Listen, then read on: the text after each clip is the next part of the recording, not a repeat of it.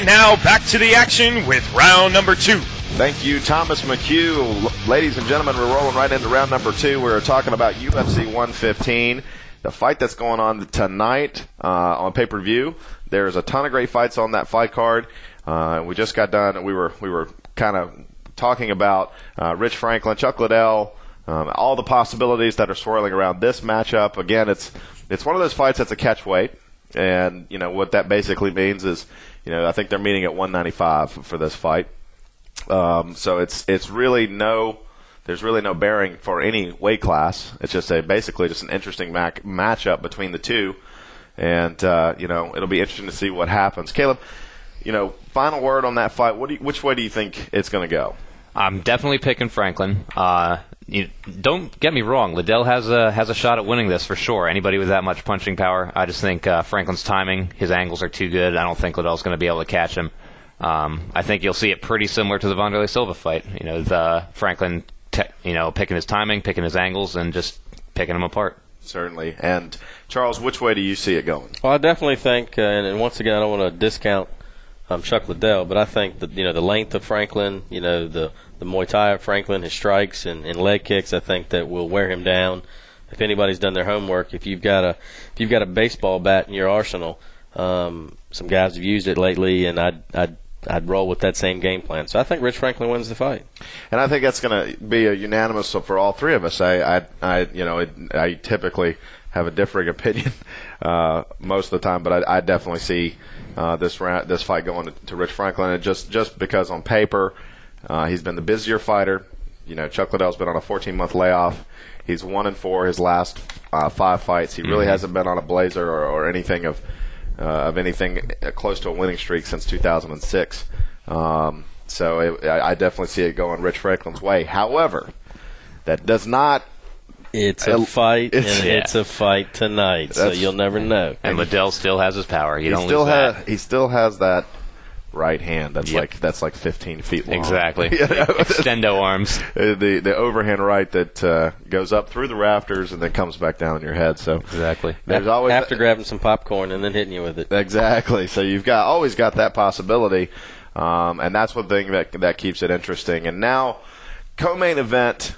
This is a fight that I've been kind of going on and on to everybody in my circle about. I personally think that it's been under-promoted. I think the UFC could have done a better job at promoting this fight. This is one of those matchups, if you're a fight fan, that is just going to be pure entertainment. You've got 2 big heavyweights, 2 guys that are massive specimens. You've got a legend of the sport, Mirko Cro Cop, who has had a distinctive career overseas in Pride. I don't think he has gotten the respect that he deserves in the U.S. market, simply because since he's come to the UFC, it's been perceived that he has underperformed. Caleb, would you agree with that? I definitely would, and I think the reason that he hasn't necessarily gotten the respect that he probably deserves is because, like what you said, he hasn't shown the abilities that he has since he's come to the U.S., and a lot of the casual U.S. fans just don't know what he accomplished in Japan in the earlier days of his career.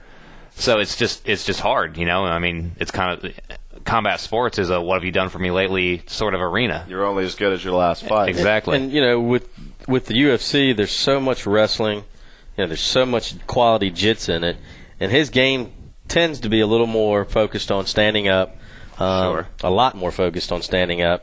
And if you're bringing one strong arsenal to a mixed martial arts fight nowadays, you're coming in underpowered. Sure. You better have all the tricks of the trade to go to, or you're going to find yourself in trouble. Certainly, and it's Mirko is definitely probably, I would say, in the top 5 kickboxers in the world even right now.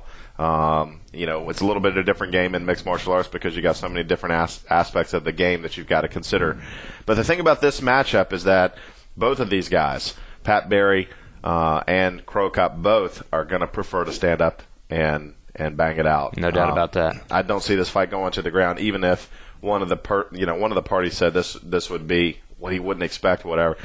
Just don't see it. I see that Pat Barry comes from Duke Rufus's camp out there in Milwaukee, and he trains with guys like Alan Belcher and Anthony Pettis and they are, Duke Rufus. If you're in the know and they're legit. I mean, that's Duke Rufus is one of the. I mean, he has been producing great fighters, but he's for sure. Lately he's been producing fighters that are going, this guy could be a world champion. And I think that Pat Barry is possibly one of those guys. He still has a ways to go, sure. I would think, with his wrestling and his jiu-jitsu. But this is a good fight for him to showcase it, because it probably won't go there. Now you just have two big-time kickboxers in a cage kickboxing. Absolutely. So I personally think that it's going to go to Pat Barry, even though he is 5-1 as a professional. He's had 2 UFC fights. I would still say he's still very green in a lot of areas. But the thing that works for him, he's green in the UFC, but he is a former K1 world champion. And he started his career as a gymnast. I mean, he's been a professional athlete for most of his adult life. And one thing is he's not nearly as green in the striking game, which is probably one of the most crucial aspects of this fight, as he is as an MMA fighter. So that experience of the K1 fighting, the kickboxing, and so on is going to be pretty critical, I would say, for this fight. Certainly. And with all that being said, I mean, I do remember a couple of years ago when Crow Cup made his, I don't think it was his debut, but it may have been his second fight in the UFC when he fought Gabriel Gonzaga, who of course is a jiu-jitsu black belt guy. And, Crow Cop, who's, the saying about Crow Cop is the left leg is the emergency room, the right leg is the morgue, or back something along those lines. Something along those lines. And, everybody's like, God, Gonzaga's got to get him to the ground. He's got to get him to the ground. And then out of nowhere, Gonzaga knocked him out. Kicked him with a head kick. I think it's kind of similar to what Charles was saying about Chuck Liddell, where Mirko has started to lose that mystique of being invincible.